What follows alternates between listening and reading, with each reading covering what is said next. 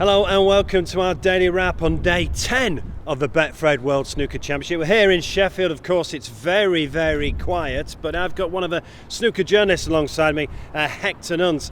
Hector, first of all, two crackers tonight. Let's concentrate on Ding and Ronnie versus Ronnie O'Sullivan. That is so nicely poised at 8-all. It's been a fantastic match so far. The first two sessions, hardly a sheet of paper between them. As you say, 8-all going into the big sort of climax finale this evening.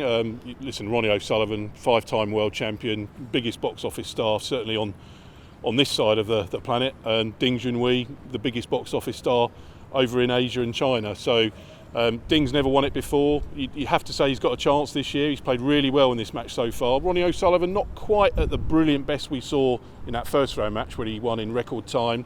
But what a treat. Everyone should be tuning in, and that's really a match to savour tonight. Do you think, as often with Ronnie, we all got a bit carried away in that first round performance? Because you don't win world championships in the first round here. No, that's right, Mark. I think what you have to remember is he's got the 5 world titles, but he hasn't won this since 2013. He has occasionally thrown in whether it's a session, a bad session, or had a bad match, and that's the thing about this World Championship. You have to do it consistently for the whole 17 days, all of the rounds, and he hasn't been able to do that for 7 years. I don't think he's had a bad session yet, and he can't afford one tonight against Ding. I just get the impression if Ronnie, say, goes a couple of frames ahead, 10-8, there's no better front runner in the game than Ronnie O'Sullivan, is there? He loves that. If he can get his nose ahead. I mean, Ding is made of slightly sterner stuff than perhaps was once the case. I think people used to question his temperament a bit, but since he got to the final here, losing to Mark Selby, I think it was, he's been a lot stronger. He's won the UK Championship this year, so he's certainly not going to lie down and go away. But I would make Ronnie a slight favourite, especially if, as you say, he gets those first couple of frames on the board. So what are you going to be writing tonight then? Rocket into the quarterfinals? Rocket into the quarterfinals, yeah. We might also be having a little bit of a look at Kurt Mafflin from the non-live side of it, because I think it's a great story, him beating John Higgins. He's got a great backstory with what's happened to him in his life, really serious car crash 10 years ago, and we've got one or two other little funny bits and pieces I think we'll be running tomorrow, so I'm looking forward to all of the quarterfinals, including that one. So Ding Junhui versus Ronnie O'Sullivan to a finish tonight. That's a race to 13. It's 8-all. It's nicely poised. And the other match is nicely poised as well. Jamie Clarke versus Anthony McGill. And Jamie Clarke yesterday tweeted, "You want to dance, let's dance." So after the Crucible, maybe they could go to a matchroom office and be on this Sky fight camp, these two. Yeah, maybe that's a Michael Buffer fight camp job for the final session of that one. It was we loved it in the media room yesterday. There was a big incident. I think it was at 7-2, so frame 10, where Anthony McGill was certain that Jamie Clarke was standing in his eye line. I'm not saying he didn't say it was deliberate, but there was real spice. He went and had a real go at him. The referee, Jan Verhaas, very experienced referee, had to get involved and sort out the confrontation.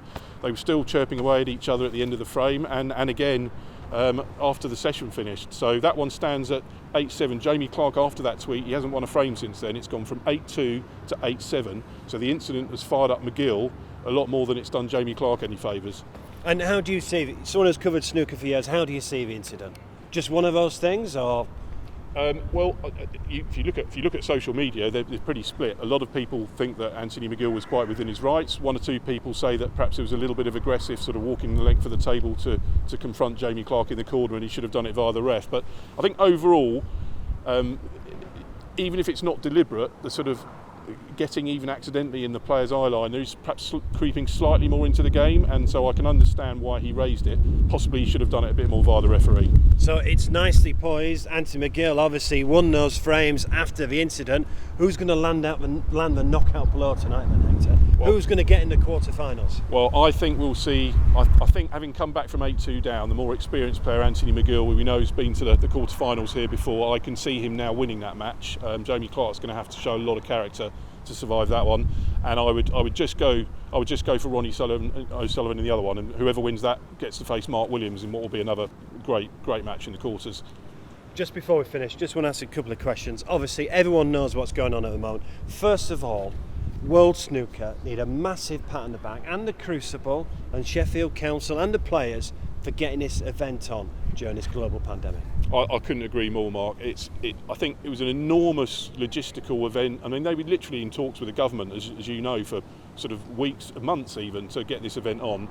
There was then another logistical exercise to try and get the crowd on, which it was even more work. Obviously, they managed it for just a day before Boris Johnson decided to sort of pull back on the test events with the reduced capacity.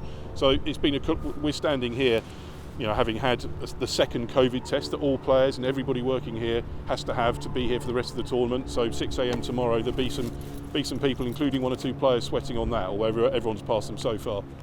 And finally, you've covered this for years. I've covered it for years with you as well. Normally this is bustling with people. It's strange times, as we know. What's it like working on this as a journalist? Well, it is, as you say, both the arena and the Sheffield, central Sheffield, is a little bit of a ghost town compared to how it normally is. We've been coming here for nearly 20 years. So it is very different, it is very strange. The one thing I would say is inside we've been treated incredibly well, very restricted in the media room, so it's you've got a nice lot of space, and we've been treated very well there. And the other thing I would say is the arena itself, I think you have to give credit to the players, because it's the highest quality, the most dramatic matches that I can remember in recent history, and for the players to pull that out of the bag in those circumstances with sort of cavernous empty arena is nothing short of remarkable. Hector, thanks for your time. You'll be able to read Hector Nunns in your morning newspapers. That's it for the Daily Wrap. Quarter-finals start tomorrow. We'll find out the final 8 tonight. Will it be Ding and Ronnie or Ronnie O'Sullivan, or Jamie Clarke or Anthony McGill going into the last 8? Stay in, watch snooker. Betfred, proud sponsor of the World Snooker Championship.